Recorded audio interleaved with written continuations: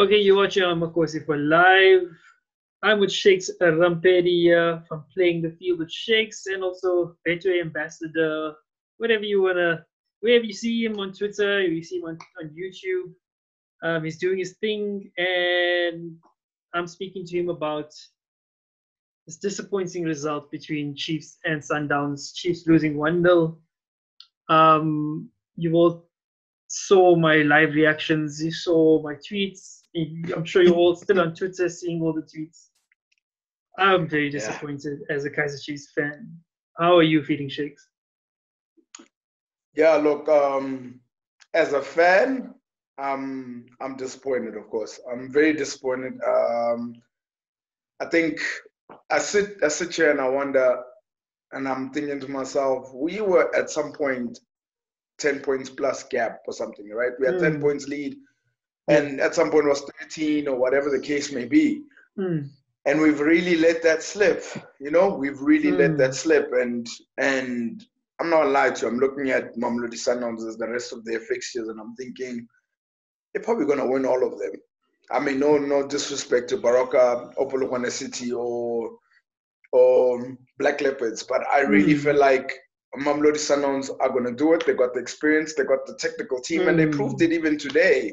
They proved it today. I tell you, Mish, like, if you watch that game, the most disappointing thing for me was in the first half, Sundowns were not even in the full gear. I don't even think they were at sixth gear. I don't even think they were playing at their best, and they were still controlling the game.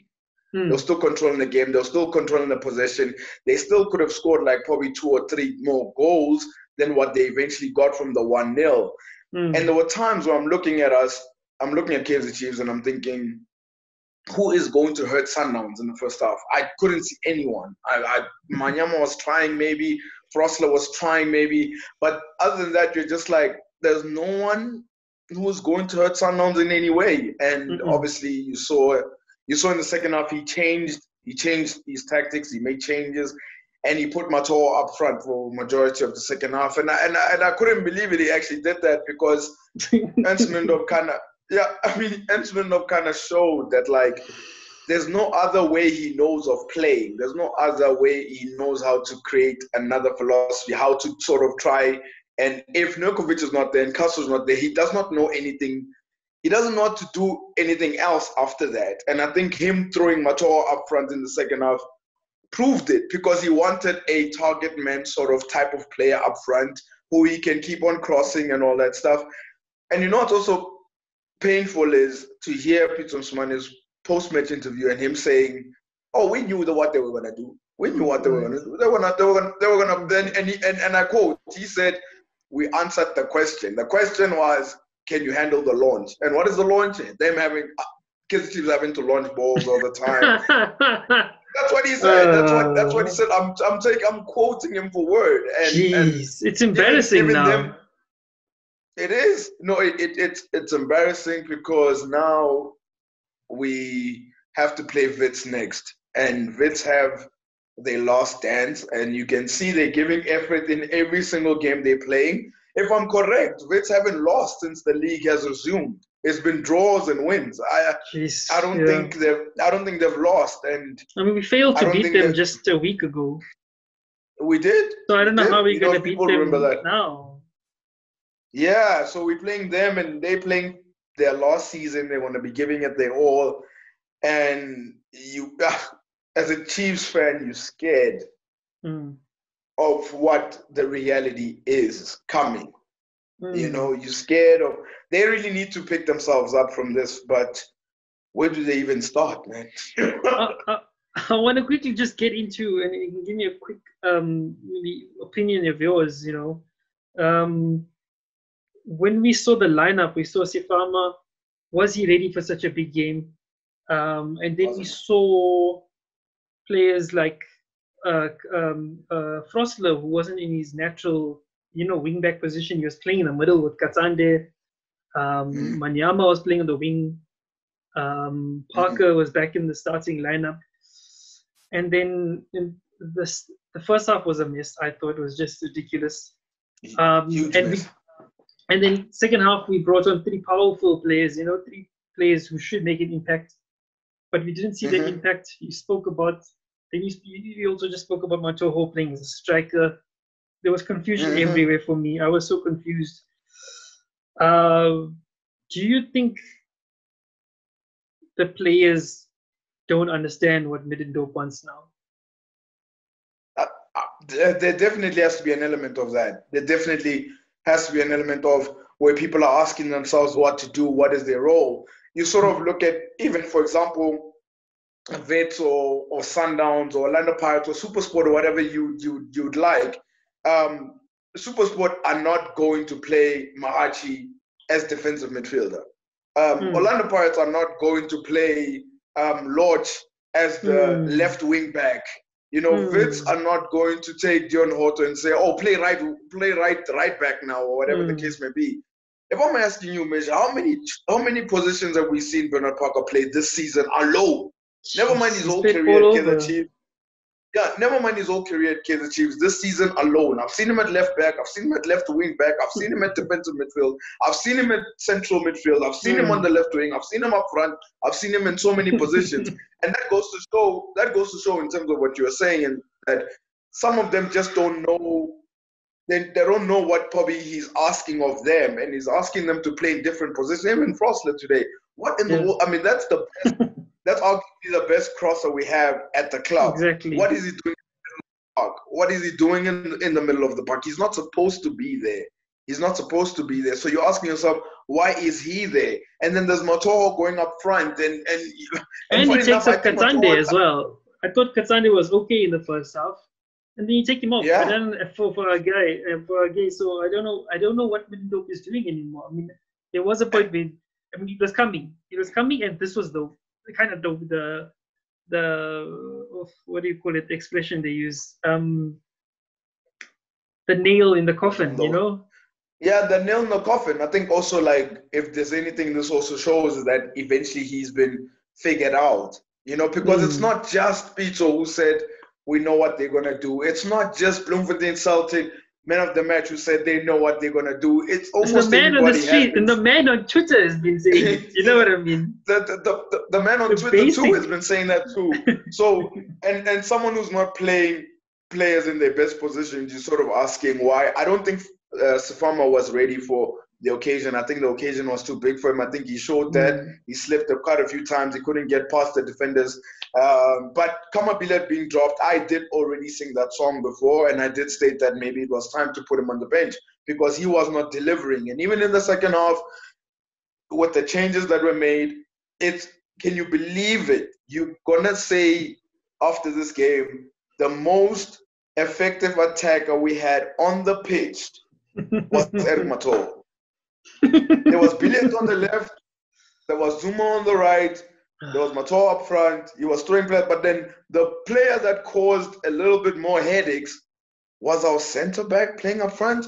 So he's obviously not getting the best out of the players. He's making them play different positions. And I tell you, also another thing is that the connection he has with the relationship he has with the fans, I don't think that exists. I don't think he's got a good relationship with the fans. So if he happens to lose this league, I really think Kaizer Chiefs have a big decision to make, man. I don't think fans can take another season of this, of playing like this, of doing this and all that stuff. So I don't think they can take it. So they've got obviously a big decision to make. I must also highlight I think he's done really well to take us from 9th to 1st. But one day I'm going to tell my kids in 2019-20 season, Kaizer Chiefs were on top of the log for 90% of the season. And with 10 points plus gap, at some point it was 13 points, and we still didn't win the league. Don't leave out the part that coronavirus also happened in between all this. Yeah, coronavirus. But let's also remember, before coronavirus happened in February, January, we're sort of losing it a little bit. We needed the break because we're losing it a little bit. That's when the gap started closing. If you remember well, that's when the gap started closing. Yes. And now the restart and then the restart of the whole PSL has not been fruitful. The only positive I can take from the game is Kaizer Chiefs, you're still top of the league. You still have a healthy goal difference. You have to win all your games. It's a must win. It's not even we're gonna try to risk a draw against Wits or something. It has to. Kaizer Chiefs have to win the rest of their games because this Mamelodi Sundowns team, after the Golden Arrows game, I knew that they were gonna come with a different energy against Chiefs, and they did that. And I can tell you now, they smelling blood and they know what they need to do for the rest of the season. If they have to play like that the rest of their 3 games, they'll play like that. Score in the first half, defend in the second half. They'll take 3 points from each game if they have to play like that. They'll definitely do that. So teams have to win every single game until the end of the season now. Sure. All right, man. And I can't really highlight any player. Can you highlight a player? Yeah. Man of the match. I think Madisha did well. I think Kennedy Mwini as well. He made some really crucial saves as well. There were crucial saves that he did make, and I think he was pretty solid as well. I think the whole second half of Sundowns' defense was actually not so bad. They dealt with all the threats.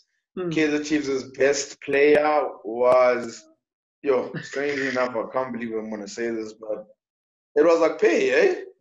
I think Akpe had a great save in the first half, He built... Yeah, and also he made a great save with the free kick. And then and remember the second one was when Sereno went past Matoho and eventually he saved him from that. Akpe saved the ball. That was a great save, Sereno having to dance. Yeah, that was a great save. So from that on, you're just thinking that could have been 2-3-0. So I think probably he was. I can't believe I'm saying, but yeah, he was the best player for me. The other thing I didn't mention, sorry, just one last thing before you go. One last thing. I was trying to highlight how this game could have been in our favor with Bernard Parker's chance in the first half. Instead of shooting, he goes and passes the ball, he squares it to danger oncoming. I didn't understand what was going there. I was so furious. What do you think about that? Like a guy with all the experience that Parker has, what was that? Lack of confidence, man. Lack of confidence, straight up. It was lack of confidence. I don't know. Parker has not looked the same for a very long time. And if you're running in on goal like that, you go for the shot. And he didn't. He went for the pass. And usually when players go almost, you would say, one-on-one with a goalkeeper like that, or at least running in on goal with a goalkeeper like that, and you pass it goes to show there's a lack of confidence because you don't believe you're going to put it in. So for him to make that pass and there was scramble and all that stuff, Kaizer Chiefs could have actually taken the lead. Sure, yeah. Well, anyway, we have 3 more games left, all must-win games. I have no idea how we're going to pick ourselves up, how we're going to pick our confidence up. This is a really energy-sapping Good game. luck. Yeah, man. We wish our team all the best of luck. And thank you for coming on the channel, man. And they're going to need it. Tell the audience again where you're going to be. Where you can watch your you obviously posted a post-match review. Tell them where they can watch it. Yeah, I did. I posted on Twitter, so you guys can follow me at Shakes Rampedi on Twitter. YouTube is Shakes Rampedi. Facebook is Playing the Field at Shakes. Thank you for all the reaction, all the comments, all the likes, all the debates that I have with people back and forth. I really do appreciate that, and that's where you guys can catch me. Yeah, man. Thanks for all the retweets and follows as well, man. Thank you so much. We'll see you at the next game, hopefully. Always. All right, man. Thanks, always a pleasure, man. Let's do it. Let's roll. All right, man. Thank you. You're watching Amakosi for Live. Don't forget to subscribe to our YouTube channel below. Follow us on Instagram and Twitter at Amakosi for Live, and give us a like on Facebook.